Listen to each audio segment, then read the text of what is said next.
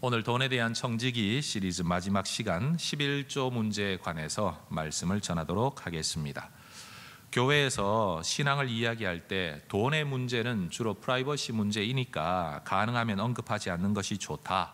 심지어 어떤 분들은 그런 건 말하면 안 된다. 공적인 설교 자리에서 그런 이야기 자꾸 하면 안 좋다라는 생각을 가진 분들도 있습니다. 그런데 여러분, 돈을 빼놓고 인간의 삶을 이야기할 수 있을까요? 또 그렇게 인생에 중요한 돈의 문제라면 성경도 돈에 대해서 뭔가를 가르치고 있지 않겠습니까?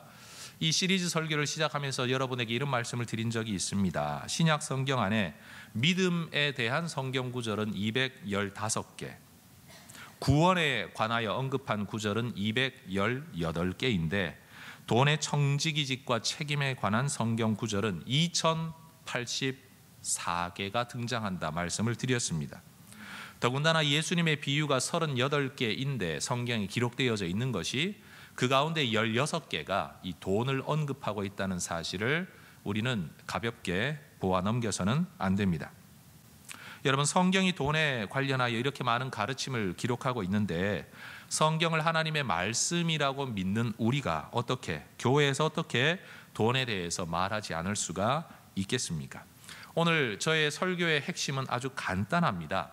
성도들은 늘 하나님은 주님이시다라는 고백을 합니다. 그런데 그 주님이라는 고백에 어떻게 돈의 문제가 빠질 수 있겠냐? 다시 말해, 우리 하나님은 돈의 문제에 관하여서도 주님이시다. 저는 오늘 이 이야기를 하려고 하는 겁니다. 따라합시다. 하나님은 돈의 문제에서도 주님이십니다. 여러분, 하나님이 여러분의 주님이 맞으십니까? 예수님이 여러분의 주님이 맞으신가요? 우린 기도할 때 주님, 주님이라고 늘 부르잖아요.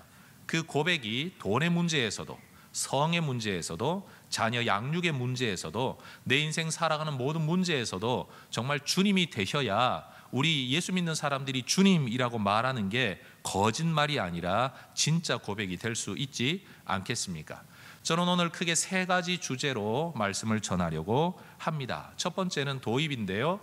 여러분, 우리 하나님께서 무언가를 선택하심으로써 구별하시고 그것을 거룩하다 하셨던 내용들이 있다는 것을 먼저 말씀드리기를 원합니다. 왜냐하면 여러분, 11조 문제를 이해하려면 바로 이 문제를 먼저 반드시 알아야 하기 때문에 그렇습니다. 하나님께서 이스라엘 민족을 선택하신 것은 그들이 뛰어나거나 특별하거나 잘났기 때문이 절대 아닙니다. 하나님도 성경에서 직접 이렇게 말씀을 하시죠. 신명기 7장 6절에서 8절의 말씀을 제가 읽습니다. 너는 여호와 내 하나님의 성민이라, 거룩한 백성이란 뜻입니다. 내 하나님 여호와께서 지상 만민 중에서 너를 자기 기업의 백성으로 택하셨나니 여호와께서 너희를 기뻐하시고 너희를 택하심은 너희가 다른 민족보다 수요가 많기 때문이 아니니라.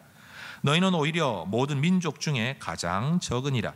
여호와께서 다만 너희를 사랑하심으로 말미암아 또는 너희의 조상들에게 하신 맹세를 지키려 하심으로 말미암아 자기의 권능의 손으로 너희를 인도하여 내시되 너희를 그 종되었던 집에서 애굽 왕 바로의 손에서 속량하셨다. 종으로 살아서 민족이 없어지고 나라가 없어지고 정체성이 없어질 수 있는 너희를 하나님이 사랑하시기 때문에 또 너희들의 조상들에게 했던 약속 때문에 하나님이 너희를 구원해 내셨다, 선택하셨다는 겁니다. 하나님의 선택은 믿음의 선조들과 약속한 바를 이루시려는 하나님의 신실하심의 결과였습니다. 바로 이 선택 때문에 이스라엘 백성들은 구별된 하나님의 백성, 또 거룩한 백성, 바로 성민이라고 불리워졌습니다. 여러분, 성경이 원래 말하는 거룩은 윤리적인 문제가 아닙니다. 성경이 말하는 거룩의 원래 의미는 구별입니다. 따라합시다. 거룩은 구별됨입니다. 하나님이 선택하고 구별하신 것, 그 상태로 하나님은 거룩하다고 말씀합니다. 이스라엘 백성이 거룩해서 거룩하다고 하는 게 아니고 하나님이 선택하여 다른 민족들과 구별 지으셨을 때 이 상태를 하나님이 거룩하다고 말씀을 한다는 겁니다.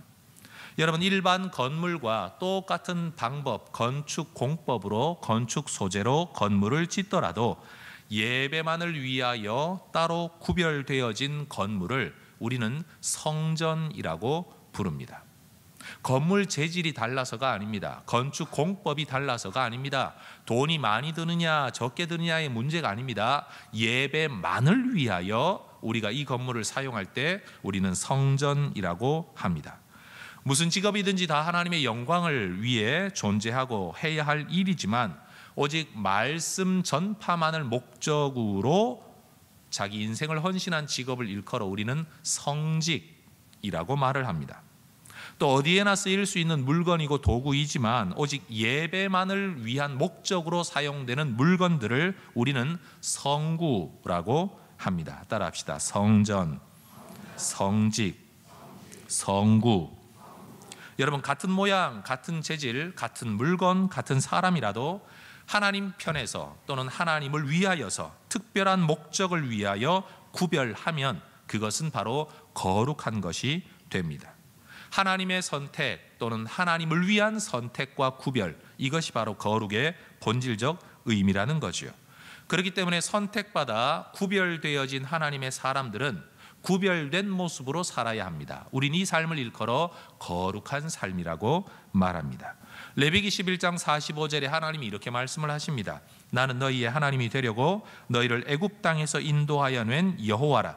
내가 거룩하니 너희도 거룩할지어다. 여러분, 우리는 이 구절이 윤리적 거룩을 요구하는 성경 구절이라고만 생각을 하지만 그 의미와 함께 또 다른 의미가 하나 더 있습니다. 그게 뭐냐? 우리 하나님이 자기를 이렇게 말씀하세요. 나는 천지 만물을 지은 만군의 여호와 하나님이다.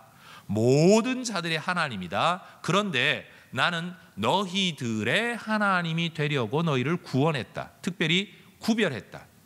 여러분, 이것은 하나님 편에서도 인간을 구별한 것이기는 하지만 여러분, 세상 편에서도 하나님이 구별되신 거예요. 모두의 하나님일 수 있는 분이 이스라엘의 하나님이라는 말로 스스로를 구별시키셨다는 겁니다. 이걸 일컬어 하나님 말씀하시기를 내가 거룩하니 너희도 거룩해라. 다른 번역으로 하면 내가 구별되었으니 너희도 구별되어라 라는 말씀이라는 겁니다. 여러분, 우리 하나님께서 우리의 하나님으로 자기 자신을 구별시키셨습니다. 우리 세상 속에서 우리가 하나님의 백성으로 구별되었다는 사실을 인식하고 거기에 합당하게 살아야 한다는 말입니다. 그런데 성경을 보면 이러한 하나님의 구별하심이 민족 하나를 선택하신 것뿐만이 아니라 그 이스라엘 민족 안에서 다양한 삶의 영역에서도 하나님께서 또다시 2차적인 구별을 하셨던 이야기들이 굉장히 많이 등장합니다. 그 가운데 제가 몇 가지만 설명을 드리죠. 첫 번째, 우리 하나님은 하나님의 임재의 처소, 어디에나 계신 하나님이 특별히 구별해서 내가 거기에 임하겠다라고 임재의 처소 또는 예배 처소를 구별하셨습니다. 출애굽기 25장 22절에 이런 말씀이 있습니다. 거기서 내가 너와 만나고 속죄소 위, 곧 증거궤 위에 있는 두 그룹 사이에서 내가 이스라엘 자손을 위하여 너에게 명령할 모든 일을 내게 이르리라. 어디에나 계신 하나님이 내가 너를 만나주겠다고 장소를 구별하십니다. 출애굽기 29장 43절도 말합니다. 내가 거기서 이스라엘 자손을 만나리니 내 영광으로 말미암아 회막이 거룩하게 될지라. 구별된 장소를 하나님은 거룩하다고 부르고 계십니다. 두 번째, 하나님은 선택받은 이스라엘 백성들 가운데서 또 한 번 더 선택하시고 구별하셔서 제사장 직분을 세우셨습니다. 출애굽기 29장 44절, 내가 그 회막과 제단을 거룩하게 하며 아론과 그의 아들들도 거룩하게 하여 내게 제사장 직분을 행하게 하겠다. 모든 이스라엘 백성이 다 선택받은 구별된 사람들이지만 하나님은 거기에서 한 번 더 구별하셔서 제사장 직분을 위한 사람을 구별하여 선택하셨습니다. 세 번째, 하나님은 하나님의 구원 백성들 가운데 그들을 다 선택하셨음에도 불구하고 또 특별히 그들의 초태생, 처음 난 생명을 하나님의 것이라고 구별 지으십니다. 출애굽기 13장 12절, 너는 태에서 처음 난 모든 것과 내게 있는 가축의 태에서 처음 난 것을 다 구별하여 여호와께 돌리라. 여러분, 그래서 우리는 소득의 첫 소득, 생명의 첫 태생들을 다 하나님의 것으로 여기시는 이 하나님의 구별을 기억을 해야 합니다. 네 번째, 하나님은 사람들이 늘상 똑같이 살아가는 일주일 가운데서도 하루를 특별히 구별 지으셨습니다. 출애굽기 31장 13절, 너는 이스라엘 자손에게 말하여 이르기를 너희는 나의 안식일을 지키라. 이는 나와 너희 사이에 너희 대대의 표징이니 나는 너희를 거룩하게 하는 여호와인 줄 너희가 알게 하려 함이라. 여러분, 하나님이 우리를 구별하신다, 선택하셨다, 거룩하게 하는 하나님을 아는 우리의 또 다른 방법은 무엇이냐? 일주일의 하루를 안식일로 지키는 것이다 라고 하나님이 구별하셨다는 겁니다. 다섯 번째, 하나님은 하나님의 예배, 하나님께 드려지는 예배 처소를 위하여 공동체 구성원들로 하여금 그들의 일정한 역할, 책임을 또한 구별 지으셨습니다. 출애굽기 30장 12절에 네가 이스라엘 자손의 수요를 조사할 때에 조사받은 각 사람은 그들을 계수할 때 자기 생명의 속전을 여호와께 드려라. 여러분, 이스라엘 백성의 공동체의 한 사람으로 계수받을 때 그들이 하나님의 백성, 하나님의 구원 공동체의 한 사람이라고 여겨진다면 그들은 누구든지 자기 생명의 속전을, 생명을 속하는 돈을 하나님 앞에 내어야 한다라고 말씀합니다. 그럼 이 속전은 어디에 쓰여졌느냐? 같은 구절 16절에 너는 이스라엘 자손에게서 속전을 취하여 회막 봉사에 쓰라. 이것이 여호와 앞에서 이스라엘 자손의 기념이 되어서 너희의 생명을 대속하리라. 여러분, 하나님의 믿음 공동체가 하나님 앞에 예배를 드리는 어떤 공간을 위한 책임을 이스라엘의 백성이라고 간주받는 모든 사람들은 분담해야 된다라고 말씀하셨다는 겁니다. 여섯 번째, 우리 하나님께서는 예배와 제사장을 위한 향과 기름까지도 구별 지으셨습니다. 출애굽기 30장 30절 이하에 이런 구절이 있습니다. 너는 아론과 그의 아들들에게 기름을 발라 그들을 거룩하게 하고 그들이 내게 제사장 직분을 행하게 해라. 기름은 어디에나 존재합니다. 무엇으로든지 만들 수 있습니다. 그런데 하나님은 이스라엘의 선택된 백성들 중에 또 누군가를 선택하셔서 제사장으로 세우실 때에 그들에게 기름을 바르시는 방법으로 선택하셨다는 겁니다. 그런데 이 기름, 31절은 말하죠. 이스라엘 자손에게 말하여 이르기를 이것은 너희 대대로 내게 거룩한 관윤이 사람의 몸에 붙지 말며 이 방법대로 이와 같은 것을 만들지 말라. 이는 거룩하니 너희는 거룩히 여기라. 이와 같은 것을 만드는 모든 자와 이것을 타인에게 붓는 모든 자는 그 백성 중에서 끊어지리라. 여러분, 이렇게 하나님께서 하나님의 목적을 위하여 만든 기름은 일반적인 목적을 위하여서는 만들지도 말고 사용하지도 말라라고 구별 지으셨습니다. 못 만든다는 뜻이 절대 아닙니다. 만들 수 있습니다. 그러나 만들지 말라는 거예요. 쓸 수 있어요. 그러나 쓰지 말라는 거예요. 왜? 하나님의 특별한 목적을 위하여 사용하는 기름의 종류이니까. 그럼 기름만 그럴까요? 아닙니다. 향에 대하여서도 말씀을 합니다. 같은 구절 37절 이하에 네가 여호와를 위하여 만들 향은 거룩한 것이니 너희를 위하여는 그 방법대로 만들지 말라. 냄새를 맡으려고 이 같은 것을 만드는 자는 그 백성 중에서 끊어지리라. 하나님 예배를 위하여 사용되어지는 향을 인간의 목적을 위한 향수로 만들지 말라는 겁니다. 사람이 만든 향이에요, 분명. 그러나 예배를 위한 향이니까 똑같은 향은 사람을 위하여는 쓰지 말라라고 하나님이 구별 지으시는 겁니다. 그뿐만이 아닙니다. 일곱 번째로 하나님은 제사장들, 2번 선택받은 제사장들로 하여금 하나님을 섬길 때에 너희가 2번 선택받은 사람이기는 하지만 너희의 복장도 구별되어야 된다. 삶을 위한 복장과 예배를 드리기 위한 복장은 구별되어야 된다. 출애굽기 28장 43절에 아론과 그의 아들들이 회막에 들어갈 때에나 제단에 가까이하여 거룩한 곳에서 섬길 때에 그것들을 입어야 죄를 짊어진 채 죽지 아니하리니 그와 그의 후손이 영원히 지킬 규례니라. 여러분, 옷이면 다 똑같은 옷이죠. 그렇죠. 그러나 하나님 말씀하십니다. 예배를 위한 특별한 옷을 지어 입히고 예배를 위해서는 그 옷만 입어라. 하나님은 바로 복장까지도 구별 지으셨습니다. 8번째. 그리고 돈에 관련하여서도 하나님은 사람의 많은 소득이 그들의 삶을 위한 수단이 되게 하셨지만, 우리가 읽었던 레위기 27장 30절의 말씀, 그 땅의 10분의 1 곧 그 땅의 곡식이나 나무의 열매는 그 10분의 1은 여호와의 것이니 여호와의 성물이라.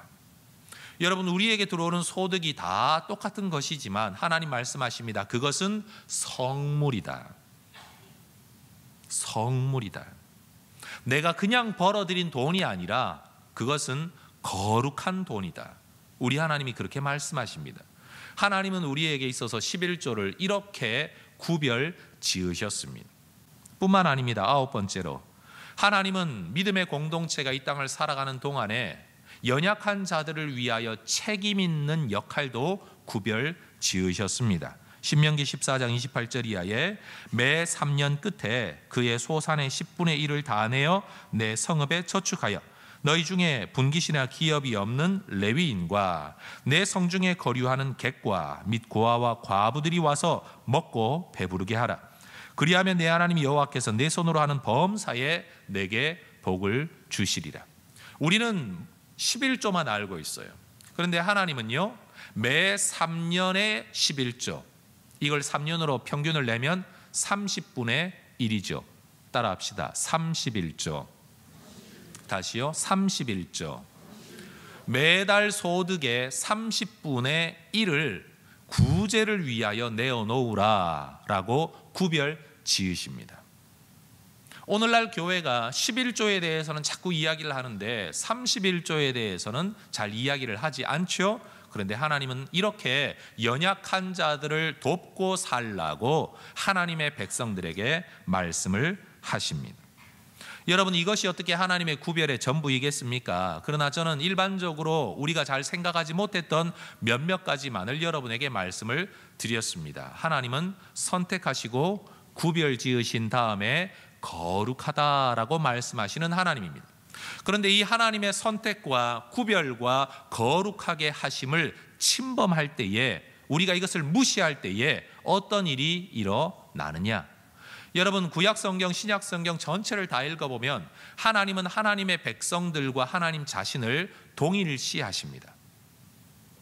하나님의 백성들이 공격을 받을 때 그것은 하나님에 대한 공격이라고 여기십니다.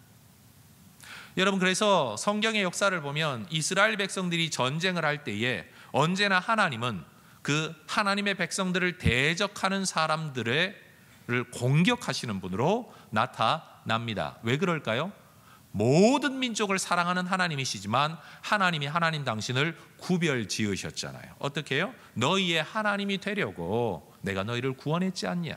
그래서 내가 너희의 편을 들어준다. 하나님 그렇게 구별 지은 것, 거룩한 것을 책임지는 하나님이세요.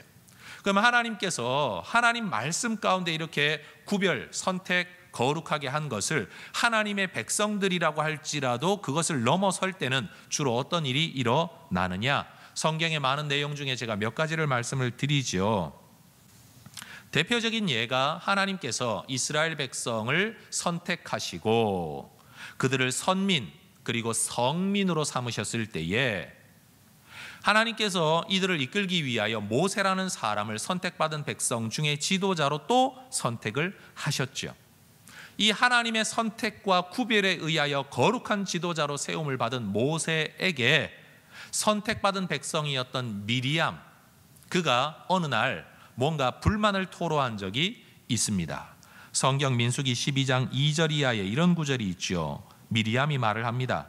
그들이 이르되 여호와께서 모세와만 말씀하셨느냐 우리와도 말씀하지 아니하셨느냐 하매 여호와께서 이 말을 들으셨더라. 실제로 그러합니다. 하나님은 미리암뿐만 아니라 이스라엘 백성들과 말씀을 하셨습니다. 그런데 미리암이 야 모세 동생인데 너 까불지 마. 나 누나야. 너만 하나님과 예배하고 말씀 나누는 게 아니야. 하나님 우리와도 말씀하셨어. 너 자꾸 특권의식 속에 빠져 사는데 너 그러면 안 된다 라고 어느 날 말을 했다는 겁니다. 그런데 여러분, 하나님이 이 문제에 대해서 미리암에게 뭐라고 말씀하는 줄 아십니까? 6절 이하에 말합니다. 이르시되 내 말을 들으라.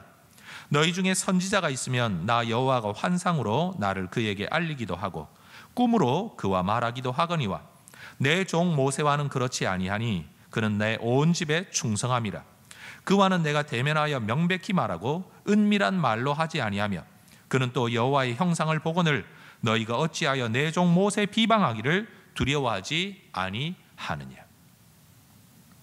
여러분, 둘 다 선택받은 하나님의 사람들이 맞기는 하지만 하나님은 모세에게는 지도자로서의 또 다른 구별, 거룩함을 주셨다는 겁니다. 이 하나님의 구별과 선택과 거룩함을 미리암이 침범할 때에 하나님은 미리암에 대하여 진노하셨습니다. 9절은 이렇게 말하죠. 여호와께서 그들을 향하여 진노하시고 떠나심에 구름이 장막 위에서 떠나갔고 미리암은 나병에 걸려 눈과 같더라. 아론이 미리암을 본즉 나병에 걸렸는지라. 여러분, 이 사건은 참 특이합니다. 구약 역사 속에서, 특별히 율법의 역사 속에서 나병은 이스라엘 백성의 공동체로부터 잠시 격리되어져야 하는 병이었습니다. 또 다른 구별이죠. 그런데 이것은 거룩함의 구별이 아니라 부정함의 구별이었습니다. 미리암이 거룩함의 구별을 침범할 때 하나님은 그를 부정함의 구별로 진노하셨다는 것을 드러내 보여주셨습니다. 이 사건은 미리암의 한 사건으로 끝나지를 않습니다. 민수기 16장 이하를 보면 어느 날 고라라는 한 대표자를 비롯한 몇몇 사람들이 또 모세와 아론의 리더십에 대하여, 하나님의 선택에 대하여 또 반기를 든 적이 있었습니다. 민수기 16장 1절 이하에 레윗의 증손 고앗의 손자 이스할의 아들 고라와 루벤의 자손 엘리압의 아들 다단과 아비람과 벨렛의 아들 온이 당을 짓고 팔을 만들었다는 겁니다. 이스라엘 자손 총회에서 택함을 받은 자, 곧 회중 가운데서 이름 있는 지휘관 250명과 함께 일어나서 모세를 거스리니라. 그들이 모여서 모세와 아론을 거슬러 그들에게 이르되 너희가 분수에 지나도다. 회중이 다 각각 거룩하고 여호와께서도 그들 중에 계시거늘 너희가 어찌하여 여호와의 총회 위에 스스로 높이느냐. 너나 나나 다 선택받은 하나님의 백성 아니냐. 너희만 거룩하냐. 우리도 거룩하다. 우리에게 하나님 함께하고 있지 않냐. 너희가 뭐 특별하다고 생각을 하느냐라고 모세와 아론의 구별된 하나님의 선택에 대하여 이들이 또 팔을 만들어 당을 지어 말 그대로 시위를 하는 겁니다. 그런데 하나님은 이 문제에 대하여서도 어떻게 반응을 하셨느냐. 민수기 16장 32절 이하에 땅이 그 입을 열어 그들과 그들의 집과 고라에게 속한 모든 사람과 그들의 재물을 삼키매 그들과 그의 모든 재물이 산채로 스월에 빠지며 땅이 그 위에 덮이니 그들이 회중 가운데서 망하니라. 하나님의 구별과 거룩을 함부로 공격하고 넘어설 때에 하나님은 그들을 하나님의 백성들 사이에서 또 구별시키셨습니다. 그런데 그것은 특별한 구별이었는데 바로 갑자기 땅이 갈라지고 그들이 땅에 다 빠져 죽고 땅은 다시 합해져 버려서 이스라엘 백성 공동체에게서부터 죽음으로 격리되어져 버렸다는 말입니다. 여러분, 제가 이렇게 설교하면 아마 여러분 마음속에 그래 목사한테 대들지 말란 말이지 라고 삐딱하게 생각하는 분이 있으실 텐데 저는 지금 그 이야기를 하는 게 아닙니다. 그럼 여러분, 선택받은 하나님의 사람들 중에 또 선택받은 제사장들은 그러면 아무렇게나 살아도 되느냐? 그렇지 않습니다. 세 번째 케이스는요, 하나님의 거룩한 제사를 위하여 하나님께서는 예배만을 위하여 사용하는 불을 따로 구별하셨습니다. 사실 불이야 이 불이든 저 불이든 똑같은 불이라고 우리는 생각할 수 있는데 하나님의 성전 회막 안에는 항상 불이 타올라야 돼요. 이 불을 가지고 향을 불태워야 되고 이 불을 가지고 짐승을 태워야 돼요. 일반적인 다른 불로는 제사를 드릴 수가 없어요. 그런데 어느 날 아론의 두 아들이 하나님 앞에 향을 불태우러 들어오면서도 하나님이 정해놓은 선택과 구별의 불이 아니라 일반적인 불로 제사를 드렸습니다. 그 결과가 뭔 줄 아십니까? 레위기 10장 1절 이하의 말씀에 아론의 아들 나답과 아비후가 각기 향로를 가져다가 여호와께서 명령하시지 아니하신 다른 불을 담아 여호와 앞에 분향하였더니 불이 여호와 앞에서 나와서 그들을 삼키매 그들이 여호와 앞에서 불타 죽어 버렸습니다. 여러분, 하나님께서 구별한, 선택한, 거룩한 것을 인간이 함부로 침노할 때 우리 하나님께서는 진노하십니다. 또 하나 조금 더 자세히 살펴볼 케이스, 네 번째 사건이 바로 우리가 성경 본문에서 읽었던 아간의 사건입니다. 가나안 땅에 처음 들어가서 이스라엘 백성들이 했던 전투가 바로 여리고 전투인데 사실 이때는 칼과 창으로 싸우지 않았습니다. 여러분, 여리고 성은 하나님께서 인간의 손이 전혀 타지 않는 방법으로 승리하게 하셨습니다. 왜냐하면 앞으로 이어질 가나안의 모든 전쟁에서 너희의 힘으로 이 땅을 얻게 되는 게 아니라 내 은혜와 내 능력으로 너희가 이 땅을 얻게 될 거라는 것을 미리 보여주시기 위함입니다. 그리고 이것이 첫 열매이죠. 가나안 땅의 첫 열매, 가나안 땅을 정복하는 첫 열매가 여리고성입니다. 이 첫 열매가 하나님의 은혜로 하나님의 능력으로 그들에게 주어지는 것을 보여주심으로 가나안 땅, 남은 땅 전체가 너희들에게 주어질 것이라는 것에 대한 우리 하나님의 약속이었습니다. 여러분, 첫 열매는 하나님 것 아닙니까? 바로 그 첫 열매를 하나님이 말씀하십니다. 손대지 말아라.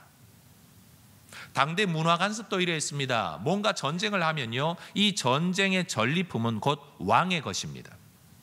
왕의 것이라고 점 찍어둔 전리품을 누군가가 가져가면 이건 반역이 되는 겁니다. 하나님 편에서는 첫 소출로서의 여리고성과 전리품, 세상의 문화로 따져보았을 때, 그 당시에 문화로 보았을 때도 왕이신 하나님이 하나님의 것이라고 명령해둔 전리품을 아간이 손을 대는 겁니다. 첫 소출에 손을 대고 하나님의 전리품에 손을 대었습니다. 아무도 몰랐습니다. 그런데 이들이 여리고성에서 승리한 다음에 이제 우리는 승리한다. 그런데 그 옆에 있는 작은 성 하나, 이름도 아이 성이에요. 이 성을 점령하기 위하여 그들이 이제 전투를 하는데, 저까지 성을 위해서는 우리들 다 갈 필요도 없어, 몇천 명만 가면 돼 하고 올라가서 싸웠는데 여지없이 패배하고 말았습니다. 여호수아가 하나님 앞에 엎드려 울부짖습니다. 하나님, 이게 뭡니까? 조금 전 저 여리고 성도 우리에게 주심으로써 가나안 땅을 우리에게 주겠다고 약속하셨는데 이 작은 성 하나도 우리가 정복할 수 없다면 우리가 남은 이 가나안 땅의 전쟁을 어떻게 수행할 수 있겠습니까? 하나님의 약속은 어디로 간 겁니까? 라고 하나님 앞에 기도할 때 하나님이 말씀하십니다. 내가 너희들한테 약속을 안 지킨 게 아니라 너희가 나의 약속을 지키지 않았다. 너희 중에 누군가가 나의 것에 손을 대고 내 주권을 인정하지 않고 나의 왕됨을 인정하지 않고 나의 약속을 믿음으로 받아들이지 않고 내 것을 탈취하여 숨겨둔 자가 있다. 여호수아는 깜짝 놀라서 이스라엘 백성들의 지도자들을 다 제비뽑기라는 방법을 통해서 나중에 아간이라는 사람이 진짜 하나님의 말씀대로 여호와의 첫 소출에 그리고 여호와의 전리품에 손을 댄 사실을 발견을 합니다. 그리고 이 아간을 처벌하고 났을 때 비로소 이스라엘 백성들은 또 다른 전쟁에서 승리할 수 있게 된 겁니다. 여러분, 하나님께서 여호수아에게 주셨던 여호수아 7장 13절의 말씀을 우리는 좀 새겨서 읽어볼 필요가 있습니다. 같이 한번 읽어볼까요? 여호수아 7장 13절 시작. 너는 일어나서 백성을 거룩하게 하여 이르기를 너희는 내일을 위하여 스스로 거룩하게 하라. 이스라엘의 하나님 여호와의 말씀에 이스라엘아, 너희 가운데 온전히 바친 물건이 있나니 너희가 그 온전히 바친 물건을 너희 가운데에서 제하기까지는 네 원수들 앞에 능히 맞서지 못하리라. 여러분, 우리의 삶이 하나님이 선택하시고 구별하신 것을 일반화시켜버리면, 상대화시켜버리면, 세속화시켜버리면, 함부로 넘나들기 시작하면 우리의 삶에는 하나님의 역사와 구원, 승리가 일어날 수 없다는 말씀을 우리는 기억해야 합니다. 여러분, 하나님의 백성들이 승리를 얻기를 원한다면 하나님의 백성들은 하나님을 왕으로 진짜 고백해야 됩니다. 그런데 그 고백이 입으로만 고백하는 게 아니라 하나님, 하나님의 은혜로 우리가 승리를 얻었습니다 해놓고 하나님의 것에게 손을 대면 이건 진정한 고백이 될 수 없단 말이죠. 오늘 이 시대에 하나님의 백성들이라고 일컬어지는 교회 가운데에 여러분, 하나님의 역사, 하나님의 승리가 점점 희박해지는 이유를 여러분은 뭐라고 생각하십니까? 이 시대가 기도하지 않아서? 아니면 이 시대가 열심이 없어서? 아니요, 말 그대로 세속화되어졌기 때문입니다. 그런데 여기서 세속화라는 말이 일반인들이 사용하는 세속화는 야, 목사님들도 뭐 좋은 차 타고 다니더만, 목사님들도 뭐 좋은 집에 살던데, 목사님들 옷 입는 거 봐, 옛날에는 그랬는데 요즘은 뭐 성도들이 좋은 옷을 입혀주는지 삐까뻔쩍 하잖아. 여러분, 사람들은 이런 걸 세속화라고 생각합니다. 교회가 조금 비싼 건물을 짓고 시설을 좀 좋게 해놓으면 세상은 이것을 세속화라고 말을 합니다. 그런데 여러분, 속아 넘어가지 마십시오. 그것은 세속화가 아닙니다. 구약의 백성들이나 신약의 백성들이 하나님을 위하여 얼마나 최선의 것을 드렸는가를 들여다보면 오늘 이 시대가 교회를 위하여, 복음을 위하여, 교회 뭔가를 꾸미는 것에 대하여 뭔가 해놓는 것은 절대 세속화라고 말할 수 없습니다. 여러분, 솔로몬의 성전은 금으로 칠했다는 거 여러분 알고 계시죠? 오늘날 어떤 교회가 금으로 예배당을 짓고 있습니까? 세속화의 진정한 의미는 거기에 있는 게 아닙니다.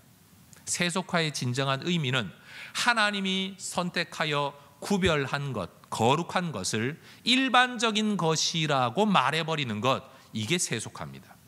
유일한 것을 보편적인 것으로 말해버리는 게 세속화입니다. 예수 이름으로만 구원을 얻을 수 있다라고 정해두신 하나님의 방법을 예수 이름 외에도 구원의 길이 있다고 말하는 것, 이게 세속화예요. 하나님 앞에 드려져야 할 예배를 인간들의 모임 정도로 해석해버리는 거, 이게 세속화란 말이에요. 하나님 앞에 드려져야 할 예배 처소를 야, 그거 꼭 예배를 위해서만 써야 되냐? 이렇게도 쓸 수 있고 저렇게도 쓸 수 있는 거 아니야? 라고 여러분 함부로 말하는 거, 그게 세속화라는 말입니다.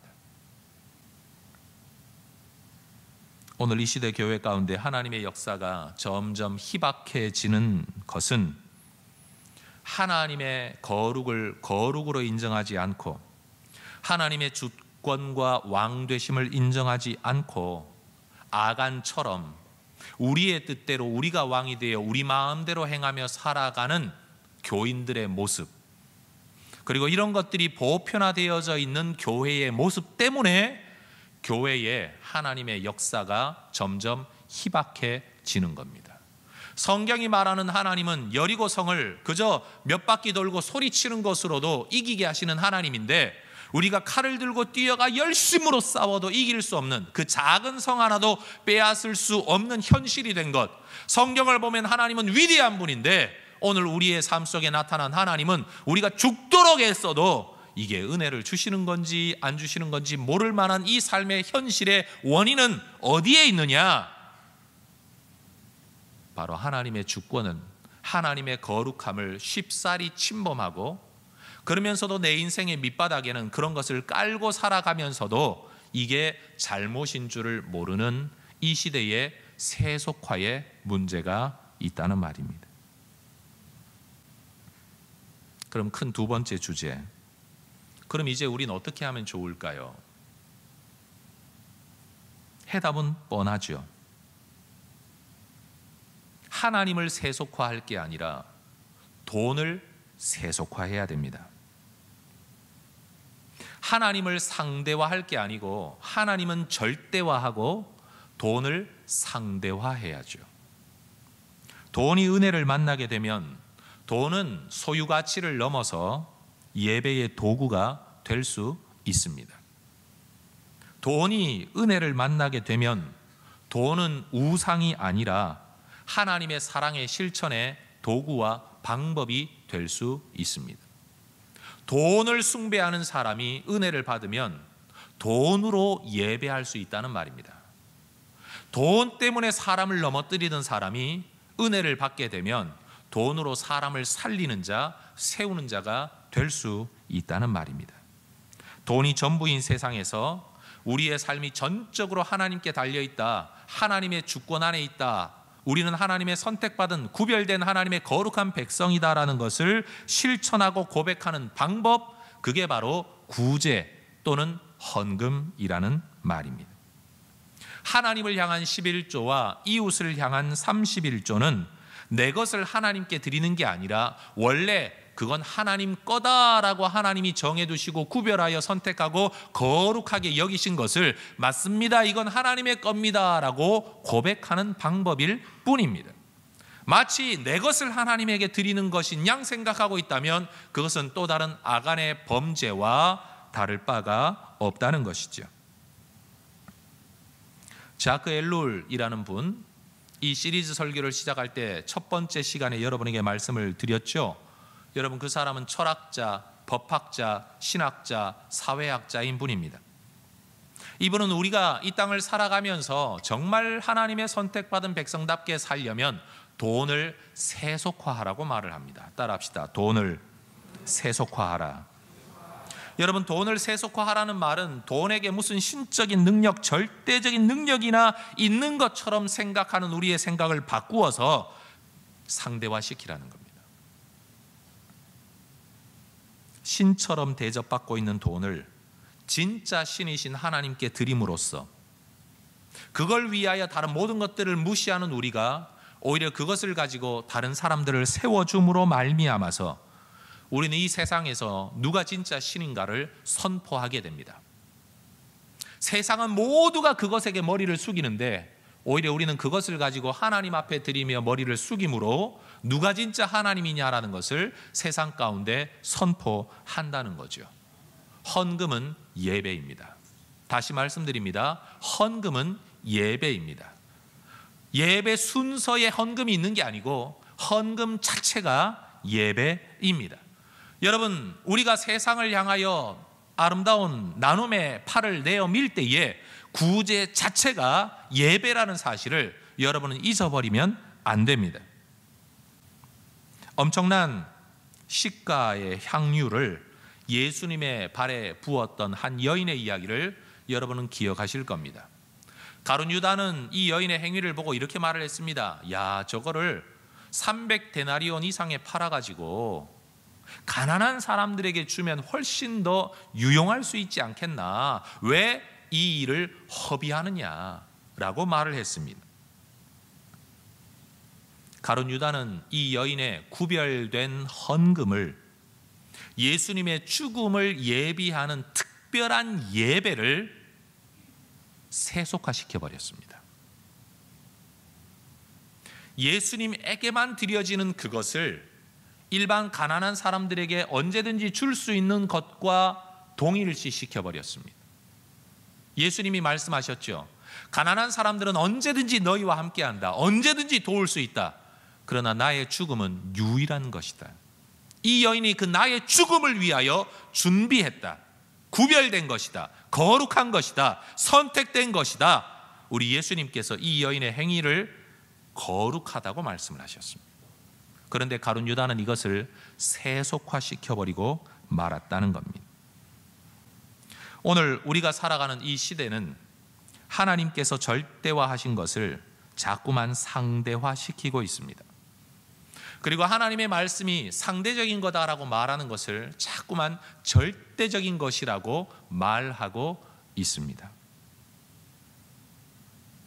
혹시 이 자리에 계신 여러분은 우리 하나님께서 선택하시고 구별하셔서 거룩하다라고 말씀하고 있는 것을 여러분도 모르는 사이에 자꾸만 일반화, 상대화, 세속화 시키고 있지는 않습니까? 예배에 대하여, 교회에 대하여, 말씀에 대하여, 헌금에 대하여 하나님께서 우리에게 주셨던 인생의 목표와 목적에 대하여 우리는 자꾸만 일반화, 상대화, 결국 세속화시키고 있다는 거죠. 그리고는 하나의 도구일 뿐인 돈을 자꾸만 절대화시키고 있습니다. 내가 세상을 살아가다가 보니 세상은 이러이러하게 살아야 되겠더라라는 어떤 세상 삶의 처세술의 하나를 어느 날 설교를 듣다가 보니까 내가 잘못된 것처럼 설교를 자꾸 할 때 아유 목사님 뭘 몰라서 그래요. 오히려 성경을 상대화시키고 내 삶의 처세술을 절대화시키고 있지는 않습니까? 내가 경험하고 있는 삶의 어떤 부분을 자꾸만 절대화시키면서 이건 어쩔 수 없는 거야, 원래 그런 거야, 못 바꾸는 거야 라고 말하면서 하나님의 기록된 말씀은 여러분 자꾸만 일반화시키고 있지 않습니까? 지금까지 했던 저의 설교를 옛날 목사님들이 하시는 표현대로 바꾸라면 이런 겁니다. 우리는 예수 절대주의로 살아야 됩니다. 하나님 말씀 절대주의로 살아야 됩니다. 하나님 주권으로 살아야 됩니다. 전 지금 그 말하고 있는 겁니다. 어려운 이야기가 아니에요. 교회가 지켜왔던 신앙의 고백 그대로예요. 하나님을 절대화하고 세상을 상대화해야 되는데 우리는 자꾸만 세상을 절대화하고 하나님과 하나님의 말씀을 상대화하고 있다는 말입니다. 그리고 우리는 이것을 일컬어 자꾸 교회라고 말을 합니다. 하나님은 교회를 거룩하게 구별되도록 부르셨는데 교회는 끊임없이 세상이 갖고 있는 것처럼 하나님에 대한 상대와 세상에 대한 절대화의 길을 걸어가고 있습니다. 이게 바로 교회의 세속화입니다. 여러분, 하나님의 구별과 선택하심을 하나님의 거룩을 세속화시키지 말고 돈을 세속화시키시기를 주의 이름으로 축원합니다. 돈을 절대화하지 말고 우리 하나님과 하나님의 말씀을 절대화하시기를 축원합니다. 그렇게 살아야 미리암, 고라, 아론의 두 아들 그리고 아간의 길을 걷지 않게 되는 겁니다. 여러분, 11조의 문제는 11조만 하면 다른 건 안 해도 된다, 절대로 그렇게 설명할 수가 없습니다. 11조는 하나님께서 이렇게 특별하게 구별하신 우리의 삶의 영역 속에 하나님의 거룩의 부분들이에요. 우리는 이 부분을 침노하지 말고 넘어서지 말고 그 말씀대로 살아야 됩니다. 여기서 설교를 딱 마치면 좋겠는데 그래도 주제가 11조이니 성도 여러분들께서 11조에 대해 궁금한 게 굉장히 많으시더라고요. 11조를 해야 되는 줄은 알지만 구체적으로 마음속에 11조에 대한 질문들이 굉장히 많으신 것 같아요. 그래서 가상의 질문과 대답을 통해 여러분에게 11조에 대한 실천 팁을 드리겠습니다. 이게 보너스입니다. 그런데 이 부분에 들어가기 전에 여러분에게 이 말씀을 먼저 드리고 싶습니다. 한번 따라해 볼까요? 하려는 사람은 길을 찾고 안 하려는 사람은 핑계를 찾습니다.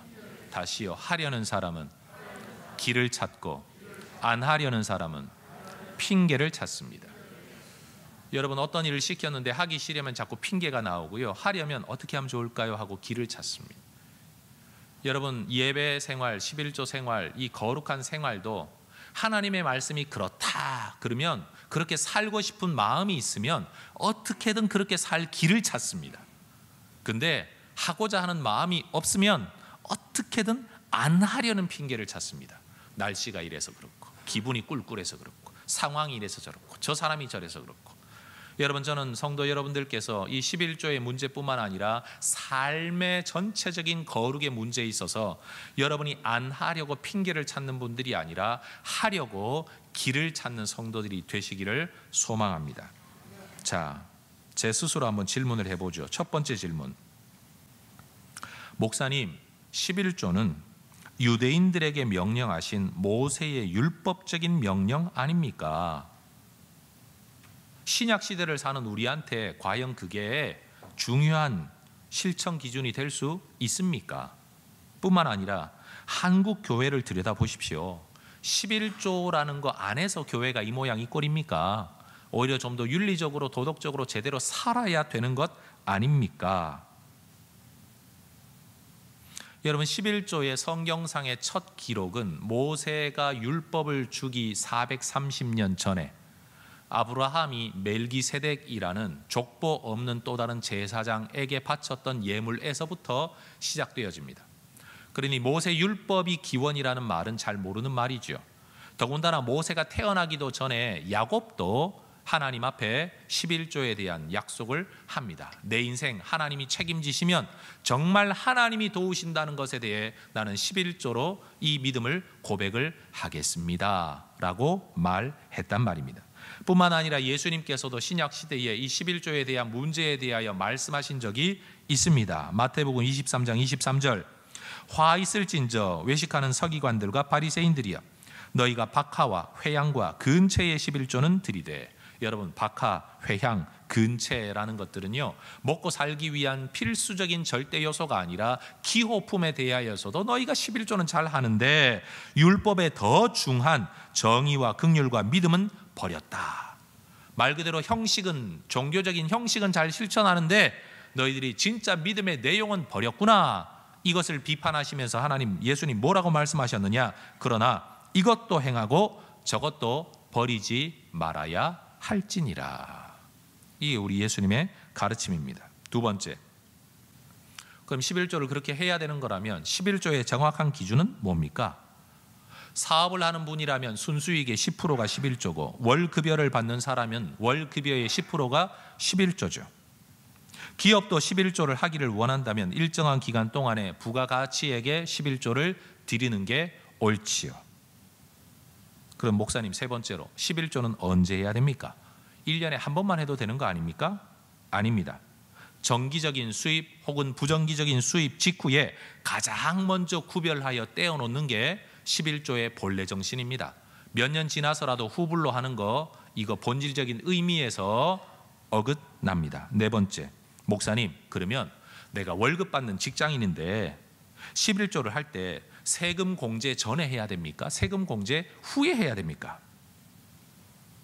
공제 전에 해도 되고 후에 해도 됩니다. 다만 세금을 공제하기 이전에 하면 나중에 세금 환급 받을 때 이미 그 부분, 세금 낸 부분도 11조 한 액수에 포함되어져 있으니까 환급액 11조 안 해도 됩니다. 그런데 세금 공제한 다음에 11조를 했는데 이 세금에 대하여 환급을 받으면 이것도 추가적인 수익이 되니까 여러분, 세금 환급액도 11조 해야 됩니다. 똑 떨어지지 않아요? 네? 애매한 것을 정해주는 목사예요. 다섯 번째, 목사님, 적금이 만기가 되어서 돈을 찾았는데 이거 11조 해야 됩니까? 11조 이후에 11조를 한 돈에서 적금을 했다고 쳤을 때 원금은 빼고 이자에서 11조 하십시오. 그것도 수익이니까. 여섯 번째, 목사님, 나는 지금 빚지고 있는 상태인데 11조 해야 됩니까? 그렇습니다. 적자일 때도 정상적인 수입에 대해서는 11조를 해야 합니다.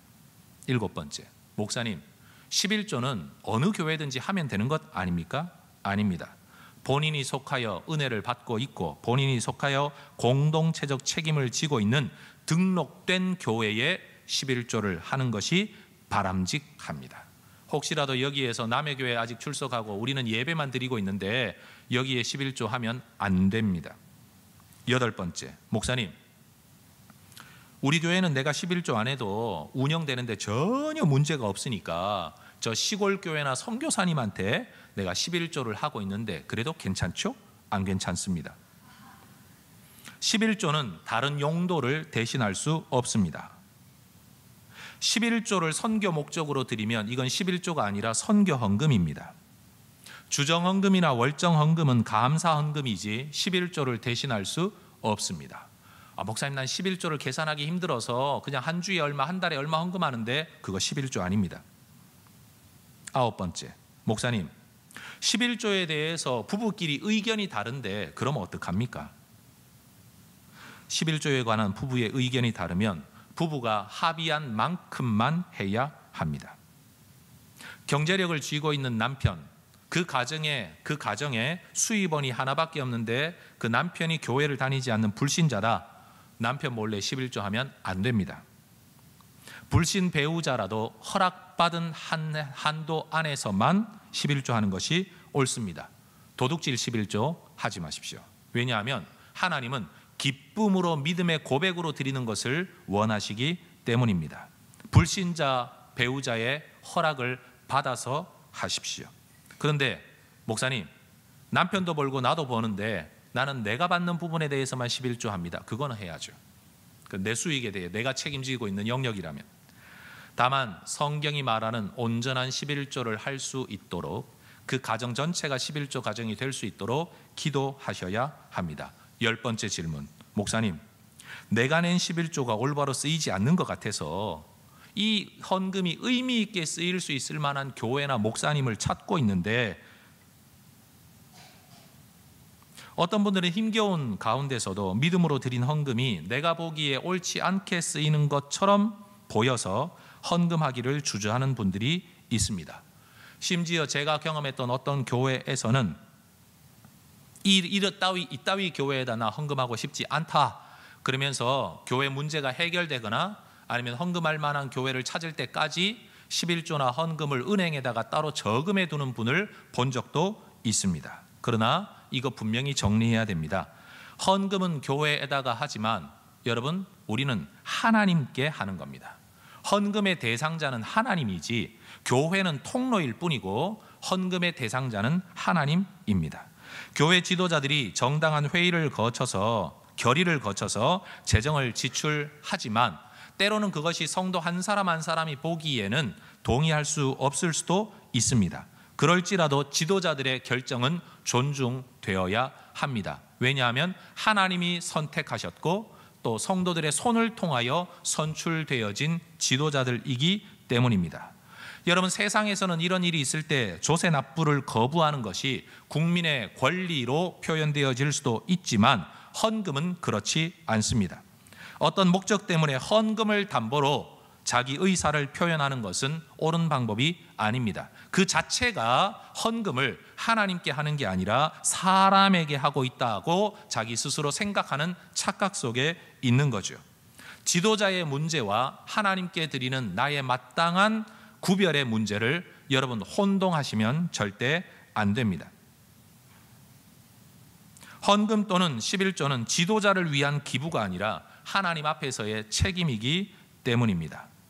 그럴 땐 어떻게 해야 되냐? 하나님에 대한 나의 책임은 나의 책임대로 다 하고, 옳지 않게 쓰여진다 또는 지도자가 정당하지 않다라고 여겨질 때는 그들을 위하여 또 다른 정당한 경로를 통하여 의사를 표현을 하든지 눈물로 기도를 하시든지 어떤 방법을 택해야지 헌금을 담보로 잡아서는 안 됩니다. 어떤 누구 때문에 내게 주어진 하나님의 말씀에 대한 책임을 감당하지 않으면 여러분, 그 책임을 감당하지 않음으로써 내게 주어지는 하나님의 또 다른 불이익과 진노가 있다면 그건 다른 사람을 책임지을 수가 없습니다. 내가 안 해서 그렇게 된 거니까요. 자기 책임을 다 해야 합니다. 11번째, 그럼 성경이 기록하는 11조의 사용처는 어디입니까? 성경 구절 되게 많은데 말로만 말씀을 드리죠. 느헤미야 10장 38절 이하를 보면 하나님의 전에서의 예배를 위한 일체의 비용을 위하여 우리는 11조를 드려야 합니다. 두 번째, 역대하 34장 9절 이하를 보면 하나님의 전을 수리하고 우리의 예배 공간을 꾸미는, 준비하고 보수하는 모든 일을 위하여 우리는 예물을 드려야 합니다. 세 번째, 민수기 18장 21절 이하에 신앙 공동체와 우리의 예배를 위하여 수고하는 일꾼들을 위하여 이 물질이 사용되어져야 합니다. 네 번째, 빌립보서 4장 18절 복음 전파를 위하여 수고하는 모든 일꾼들을 위하여 또 이 예물이 사용되어져야 합니다.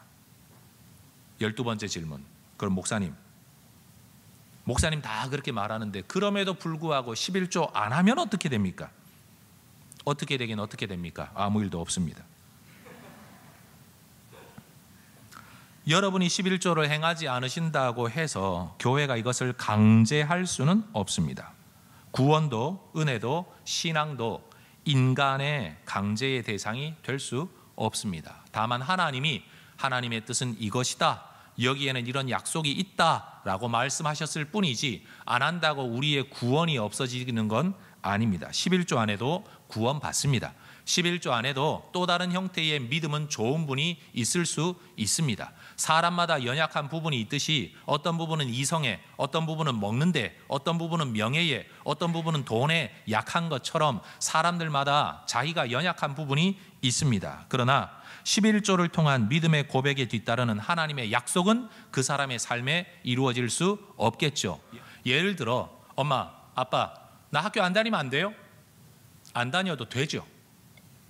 그런다고 인간이 아닌 게 아니고 내 자식이 아닌 것도 아니고 못 사는 것도 아닙니다. 그 나름의 삶의 길은 열립니다. 그러나 학교라는 정상적인 과정과 거기에서의 수료 자격과 거기서 얻어지는 기술과 학식을 가지고 뭔가 얻을 수 있는 그 다음 단계의 그 무엇은 내가 얻을 수 없겠죠. 마찬가지입니다. 11조 안 하면 어떻게 되냐? 아무 일도 없어요. 다만 11조를 하지 않음으로써 31조를 하지 않음으로써 그 11조와 31조에 약속되어져 있는 하나님의 그 복은 내게 주어질 수가 없겠죠. 따라합시다. 하면 받고 안 하면 안 받으면 됩니다. 네, 그래요. 그냥. 또한 우리 혜성교회에서는 11조라는 인생의 주권, 삶의 근원의 문제를 하나님 앞에 고백하지 않는 분들에 대해서는 신앙생활의 자유, 봉사의 자유, 예배의 자유, 모든 자유를 다 존중하고 우리 성도로 기쁨으로 받고 섬겨드리지만 교회의 직분자로 세우지는 않습니다. 11조 하고 안 하고는 여러분의 자유이고 교회 지도자들은 여러분 직분을 줄 건지 말 건지는 우리의 자유입니다. 얼마나 공평하고 페어합니까? 안 그래요, 여러분? 학교 졸업하지 않았는데 졸업장 달라는 사람 얼마나 나빠요. 그렇죠? 그냥 우리 교회는 그냥 그렇게 실행을 하고 있습니다. 그럼 13번째 마지막 질문. 그러면 도대체 그 11조라는 거 그걸 했을 때 하나님이 약속하신 것은 뭡니까? 자, 이것은 마지막 성경 구절을 함께 읽기를 원합니다. 말라기 3장 10절에서 12절의 말씀입니다. 다 함께 읽어보겠습니다. 시작. 만군의 여호와가 이르노라. 너희의 온전한 11조를 창고에 들여 나의 집에 양식이 있게 하고 그것으로 나를 시험하여 내가 하늘 문을 열고 너희에게 복을 쌓을 곳이 없도록 붙지 아니하나 보라. 만군의 여호와가 이르노라. 내가 너희를 위하여 메뚜기를 금하여 너희 토지 소산을 먹어 없애지 못하게 하며 너희 밭에 포도나무 열매가 기한 전에 떨어지지 않게 하리니 너희 땅이 아름다워짐으로 모든 이방인들이 너희를 복되다 하리라. 만군의 여호와의 말이니라. 이 명령에 대한 하나님의 약속은 이것입니다. 이런 은혜를 누리기 원하면 이 말씀에 순종하면 됩니다. 성경에는 참 많은 명령들이 있습니다. 우리는 이렇게 말해요. 그거 어떻게 다 지키고 삽니까? 맞습니다. 다 지키고 살지는 못합니다. 그런데 하나님이 이렇게 말씀하십니다. 내가 너희에게 항상 약속을 주겠다. 힘들지라도 이걸 하면 이걸 줄 거고 저걸 하면 저것을 줄 거다. 선택은 너희의 몫이다. 너희가 얼마나 많은 나의 약속을 누릴 것인지는 너희 마음대로다. 여러분, 여러분의 삶에, 여러분의 선택에, 여러분의 삶의 질, 은혜를 받고 복을 받는 질도 달려있다는 것 기억하십시오. 혹시라도 내가 11조를 하고 싶은 마음이 없으면 이렇게 말씀하세요. 저는 아직까지 거기에 대해서는 마음이 준비되지를 못했어요. 그냥 그러고 말아야 됩니다. 그런 사람은 정말 깨끗하지 않습니까? 그런데 내가 하기 싫은 걸 가지고 괜히 꼭 해야만 됩니까? 성경에 그런 게 어디 있습니까? 성경 말씀을 잘못 해석하신 거 아닙니까? 하나님이 선택하고 구별하시고 거룩하게 하셔서 기록한 하나님의 말씀의 선을 여러분이 자꾸 넘나들면서 이 말씀을 허물려고 달려들면 그건 죄가 됩니다. 11조를 안 하는 건 죄가 아니에요. 그건 여러분의 선택에 달려있는 거예요. 근데 하나님의 말씀을 넘어서는 건 죄가 되는 겁니다. 여러분, 우리가 어떤 삶을 살든지 내게 주어진 영역이 존중받기를 원하는 것처럼 남의 영역을 존중하고 특별히 하나님의 영역을 존중하는 것, 이게 성도의 삶이라는 것을 우리가 기억할 수 있으면 좋겠습니다. 예수 믿는 사람들 전도할 때도 잘해야 돼요. 그 사람이 선택할 수 있는 영역을 존중해 줘야 돼요. 대신 성경은 이렇게 말합니다, 이렇게 말을 해야지, 여러분 내가 전도했는데 예수 안 믿겠다고 교회 안 온다 그런다고 너 죽을 거야, 뭐 차가 어떻게 할 거야, 이럴 거야 저럴 거야, 뭐 온갖 저주를 막 퍼붓는 성도 여러분 혹시라도 만나셨었다면 그건 그 사람이 뭘 모르는 사람이에요. 이 설교만 들었어도 그렇게 전도를 안 했을 텐데 말이에요. 하나님은 언제나 우리에게 길을 제시하시고 그 길을 받아들이면 그 길에서 주어지는 복을 누린다고 약속하는 하나님이십니다. 11조 설교를 이렇게 하는 목사가 세상에 어디 있어요? 여러분 성경 제대로 배우셨습니까? 하나님의 거룩의 영역을 침범하지 마시기를 바랍니다. 그게 진짜 신앙입니다. 기도하겠습니다.